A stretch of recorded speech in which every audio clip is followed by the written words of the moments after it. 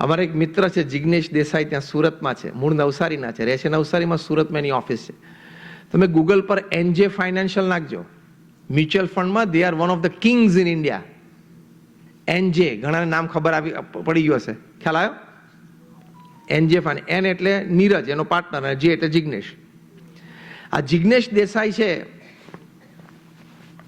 એ રહે છે નવસારી, એમની ઓફિસીસ બધી સુરતમાં છે. અમારે બહુ સારી મિત્રતા, એટલે મેં પૂછ્યું, મેં કહ્યું જિગ્નેશભાઈ તમે સુરત રહેવા આવી જાઓ ને, રોજ તમે નવસારીથી કલાક થાય, સવા કલાક થાય સુરત આવવાનું, પછી રોજ સાંજે સવા કલાક જવાનું.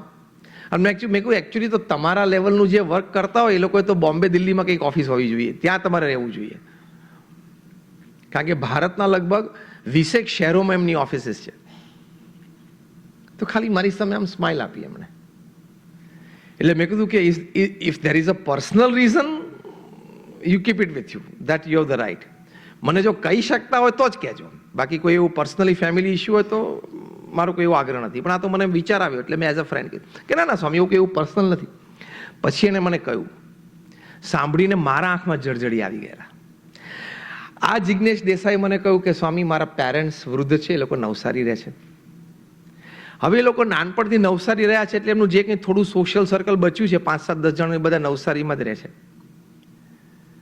એ લોકોને ત્યાંનું વાતાવરણ વ્યવસ્થા ફાવે છે.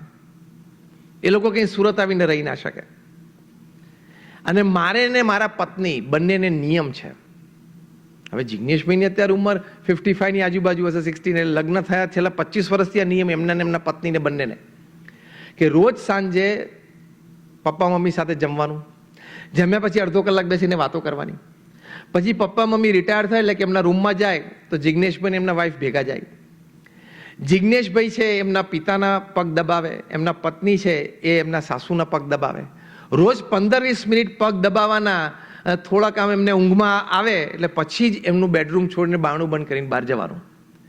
એ કે સ્વામી હું સુરત રહેવા આવું ને અથવા બોમ્બે જઉં ને, માતા પિતાની પગ ચંપીની સેવા મને જે પ્રાપ્ત થઈ છે એ જતી રહે હાથમાંથી. That I don't want to. કેવા લોકો કેવા વિચારોથી રહે છે પૃથ્વી ઉપર. તમે ખાલી એનજે ફાઇનાન્શિયલ નાખજો એટલે ખબર પડશે કઈ કક્ષાની આ કંપની છે. એના માલિકની હું વાત કરું છું. અને આપણે રોજ રાતે 10 વાગે 10:30 વાગે આવીએ ઘરે. ટાઈમ નથી. પૃથ્વી ઉપર બધા માણસના પ્રશ્ન આનો આ જ છે, ટાઈમ નથી કે છે. તે ભગવાને તને પૂછીને 26 ને 28 કલાકનો દિવસ બનાવવાનો હતો તોય તને ઓછો પડવાનો હતો. 26 કલાકનો દિવસ બનાવો તોય ઓછો, 28 નો ઓછો પડવાનો હતો. When I talk to professionals, I tell them 70% of the working days you have to come back to your family by 8 p.m. And if you can't come, 70% of the working days, હા બાકીના 30%માં કામ કોઈ urgent આવી ગયું, emergency આવી ગયું, ખેંચાઈ ગયું, ક્લાયન્ટ મોડ આવ્યા, ટ્રાફિક હતો, whatever.